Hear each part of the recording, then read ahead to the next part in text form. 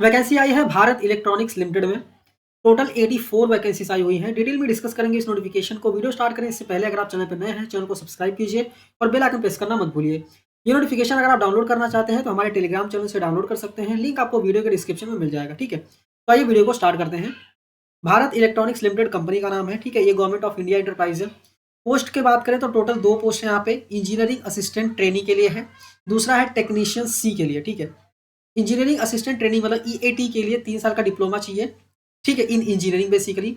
और यहाँ पे डिसिप्लिन बताया गया है, मतलब डिसिप्लिन या फिर ट्रेड बताया गया इलेक्ट्रॉनिक्स में। ये जो डिप्लोमा है 3 साल का इलेक्ट्रॉनिक्स में है, अगर किया है तो 21 पोस्ट है, उसके लिए अप्लाई कर सकते हैं। मैकेनिकल में किया है तो 18 पोस्ट है। कंप्यूटर साइंस में 6 पोस्ट है। इलेक्ट्रिकल में 2 पोस्ट है। टोटल 47 पोस्ट हैं ईएटी के लिए। टेक्नीशियन सी के लिए भी यहाँ पे SSLC plus ITI plus 1 year का अप्रेंटिसशिप या फिर एसएसएलसी प्लस 3 साल का नेशनल अप्रेंटिसशिप सर्टिफिकेट कोर्स है। और ये कोर्स अगर इलेक्ट्रॉनिक्स मैकेनिक में है तो आप अप्लाई कर सकते हैं। इसमें 23 वैकेंसी है। फिटर के लिए 4 है, मैकेनिस्ट के लिए 7 है और इलेक्ट्रिकल के लिए 3 है। टोटल 37 वैकेंसीज है टेक्नीशियन सी के लिए और टोटल मिला के 84 वैकेंसीज आई हुई हैं। और यहाँ पे बाइफर्केशन भी दिया गया है। ठीक है, इसके बाद पे स्केल की बात करें तो यहाँ पे ग्रेड भी बताया गया है कौन से ग्रेड में है। पे स्केल 24,500 से 90,000 का रहेगा। ठीक है, प्लस अलावेंसेस वगैरह भी आपको मिलने वाले हैं। मतलब ये जो बताया गया ना स्केल, वो बेसिक है।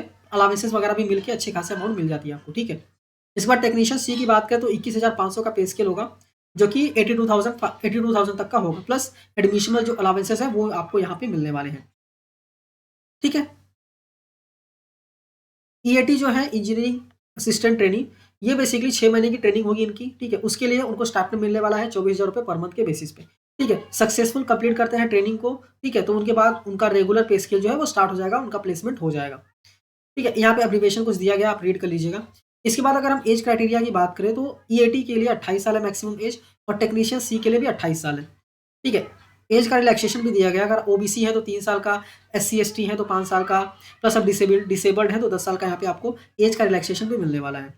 ठीक है, इसके बाद अगर आप ओबीसी का मतलब अगर आप एज का रिलैक्सेशन ले रहे हैं या फिर किसी कैटेगरी का बेनिफिट ले रहे हैं तो उसका सर्टिफिकेट आपके पास होना बहुत ज़रूरी है, और सर्टिफिकेट लेटेस्ट होगा तो बहुत अच्छी बात है।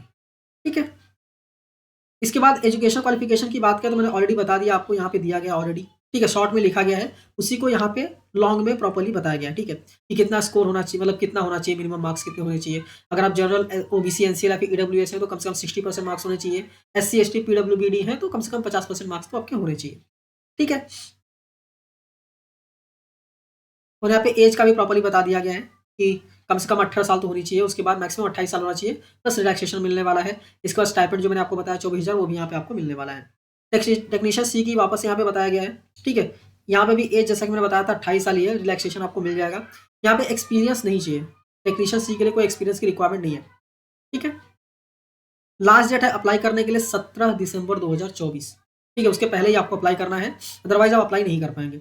सिलेक्शन की बात करें तो कंप्यूटर बेस्ड टेस्ट आपका होने वाला है। ठीक है, और कंप्यूटर बेस्ड टेस्ट में बेसिकली 150 मार्क के लिए क्वेश्चन आएंगे, जिसमें जर्नल एप्टीट्यूड होगा 50 मार्क के लिए, टेक्निकल एप्टीट्यूड होगा 100 मार्क के लिए। ठीक है, अभी जर्नल में क्या क्या चीज़ें पूछी जाएंगी यहाँ पे लिखा गया है, और टेक्निकल में भी क्या क्या चीज़ें पूछी जाएंगी ये भी लिखा गया है। टेक्निकल में बेसिकली आप जिस भी ट्रेड के लिए अप्लाई कर रहे हैं, जैसे इलेक्ट्रॉनिक्स के लिए कर रहे हैं तो इलेक्ट्रॉनिक्स से रिलेटेड क्वेश्चन आएंगे, मैकेनिकल के लिए कर रहे हैं तो मैकेनिकल से रिलेटेड क्वेश्चन आएंगे। ठीक है, तो वो एक बार आपको तैयारी करके जाना है। इसके बाद मिनिमम क्वालिफिकेशन मतलब क्वालिफाइंग मार्क्स कितने होने चाहिए, मतलब कितने मार्क्स आने चाहिए आपको एग्जाम में, तो वो है 35% एंड 30%। अलग अलग बाइफर्केशन दिया हुआ है।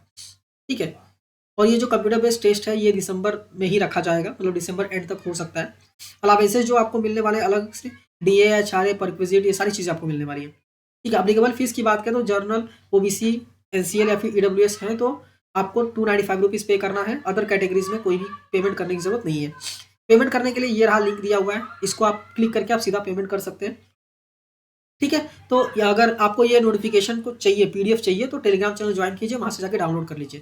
ठीक है, इसके बाद अप्लाई करने के लिए आपको बेसिकली भारत इलेक्ट्रॉनिक्स लिमिटेड के वेबसाइट पे जाके ही आपको अप्लाई करना है। बट यहाँ पे लिंक भी दिया हुआ है, आप यहाँ से क्लिक करके भी जाके अप्लाई कर सकते हैं।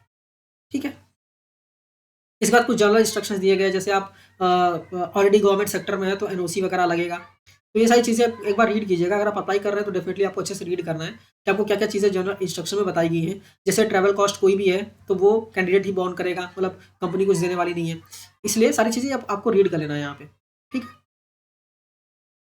अप्लाई करने के लिए मैंने बताया बेल के वेबसाइट पे जाके आपको अप्लाई करना है। क्या-क्या डॉक्यूमेंट्स लगेंगे, ठीक है? तो वो डॉक्यूमेंट्स यहाँ पे हैं, लिखे गए हैं। प्रॉपर्ली लिखे गए सारे डॉक्यूमेंट्स आपको लगने वाले हैं। अपलोड करना है सारे डॉक्यूमेंट्स, क्योंकि जब अप्लाई करेंगे तो submit self attested document submit करने का भी ऑप्शन रहता है, वहाँ पे आपको सबमिट करना है। बाय एनी चांस अगर नहीं आ रहा है, तो आप जब इंटरव्यू के बेसिस पे इंटरव्यू के लिए जाएँगे ना डॉक्यूमेंट वेरिफिकेशन के लिए, तो ये सारी चीज़ें आपको लेके जानी है, ठीक है? तो उम्मीद करता हूँ प्रॉपर्ली आपको ये समझ में आ गया होगा, ठीक है? इतना था नोटिफ़िकेशन। अगर आप अप्लाई कर रहे हैं तो एक बार नोटिफ़िकेशन को डाउनलोड कीजिए और अच्छे से एक बार रीड कीजिए। रीड करने के बाद आप अप्लाई कर सकते हैं, कोई दिक्कत नहीं है। मेक श्योर कि आप टेलीग्राम चैनल जॉइन कर लीजिएगा, क्योंकि वहाँ पे मैं सारे पीडीएफ जो है वो शेयर करता रहता हूँ। तो आप ईज़िली वहाँ से पीडीएफ डाउनलोड कर पाएँगे, ठीक है? और चैनल को सब्सक्राइब करना मत भूलिएगा, क्योंकि हम वीडियोज़ भी लाते रहते हैं, ठीक है? तो मिलते हैं नेक्स्ट वीडियो में।